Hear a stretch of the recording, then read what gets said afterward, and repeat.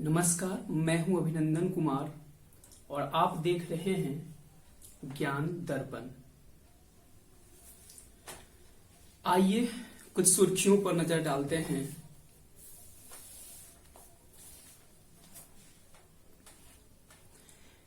तेईस जून 2020 को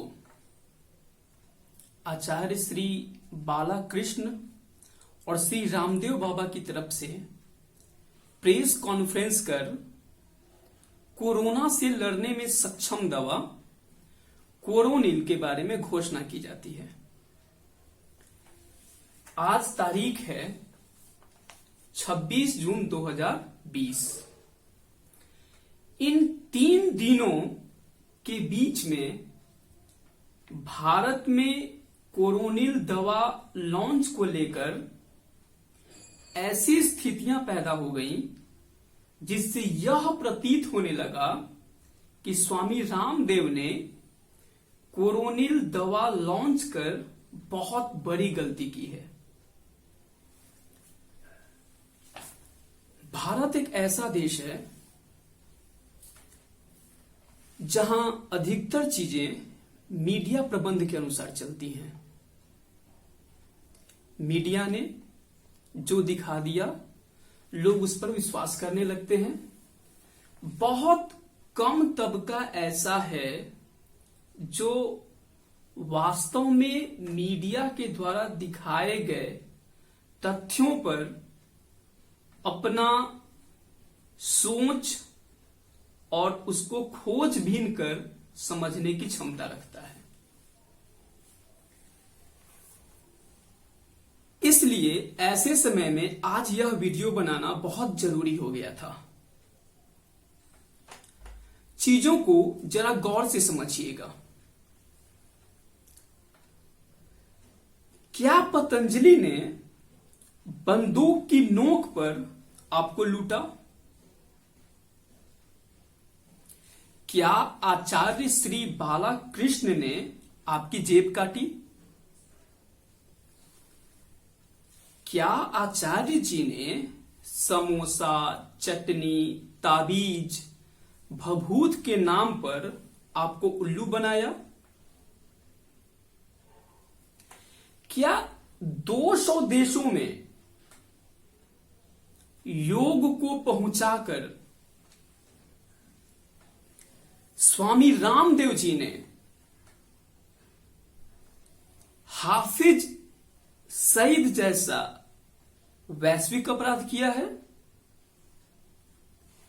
क्या आचार्य बालाकृष्ण या बाबा रामदेव खुद को भगवान, गॉड या अवतार घोषित किए हैं?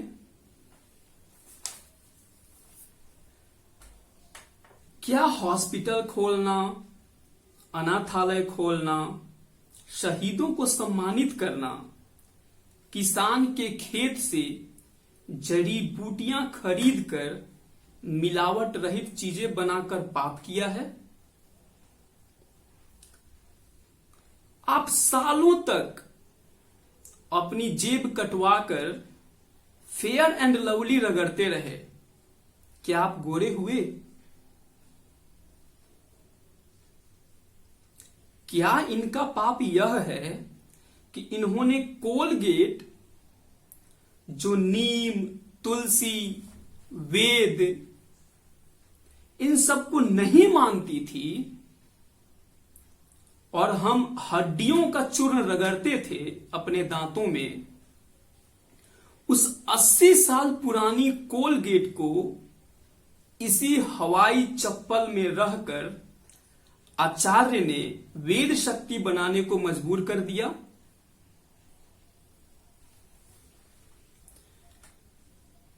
ये सभी प्रश्न ऐसे हैं जिनका जवाब हम सभी को जरूर ढूंढना चाहिए, और खासकर उन लोगों को तो अवश्य जो वास्तव में इस देश में क्या हो रहा है इसकी परख रखते हों। क्या आपने सवाल उठाया कि जब 2000 साल पहले महर्षि सुश्रुत 100 प्रकार की सर्जरी कर सकते थे, तो आज भारत में आयुर्वेद के ऊपर अनुसंधान क्यों नहीं की जाती? बहुत वाजिब सा प्रश्न। क्या आपने सवाल उठाया कभी, आज भारत में एलोपैथी के ऊपर सारा बजट क्यों खर्च किया जाता है? इन सभी प्रश्नों का जवाब है नहीं, तो फिर इस कोरोनिल पर क्यों? मेरा प्रश्न यही है।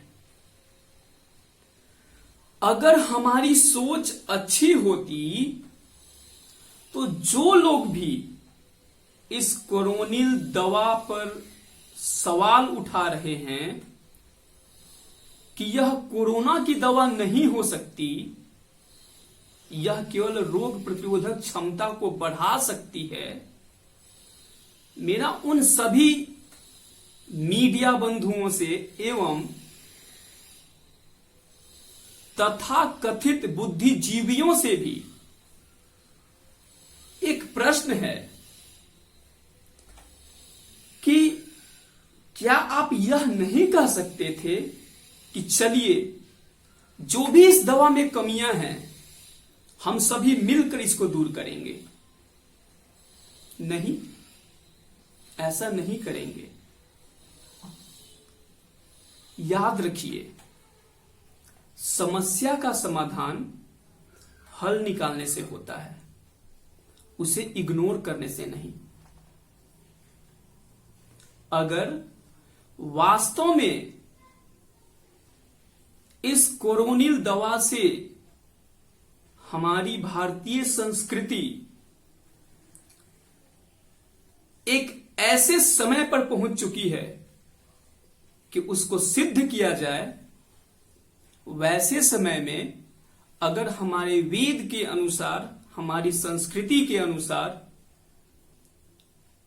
हमारी जड़ी बूटियों को लेकर अगर कोई दवा बना भी दिया जा रहा है, तो प्रश्न क्यों?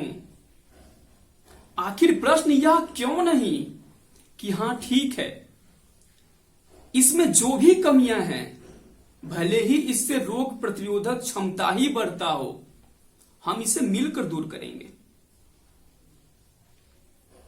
जब ऐसा प्रश्न नहीं उठता है तब संदेह होता है कि आखिर ऐसा क्यों नहीं हो रहा है। अंत में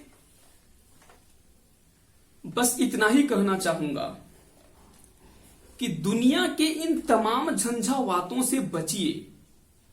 हम साधारण लोग हैं, हमें बड़े बड़े वादे करने नहीं आते हैं, लेकिन हां, सच को जानना बहुत जरूरी है। अंत में एक छोटी सी बात अवश्य कहूंगा। मुझे राष्ट्र कवि रामधारी सिंह दिनकर जी की कुछ पंक्तियां याद आ रही हैं। यह प्रदीप जो दिख रहा है, यह प्रदीप जो दिख रहा है, झिलमिल दूर नहीं है। थक कर बैठ गए क्या भाई, थक कर बैठ गए क्या भाई, मंजिल दूर नहीं है, मंजिल दूर नहीं है। हम लोगों को अभी बहुत दूर जाना है, इसलिए हम सभी साधारण वर्ग में आने वाले प्राणियों को यह सोचना पड़ेगा कि मीडिया हमें क्या दिखा रही है और सच्चाई क्या है। बस आज के लिए इतना ही। अगर आपको यह वीडियो पसंद आया हो, चैनल को सब्सक्राइब कीजिएगा और इसी तरह के विवरणात्मक वीडियो मैं आप लोगों के लिए लाता रहूंगा। चैनल को लाइक कीजिए, अपने दोस्तों के साथ शेयर कीजिए। धन्यवाद।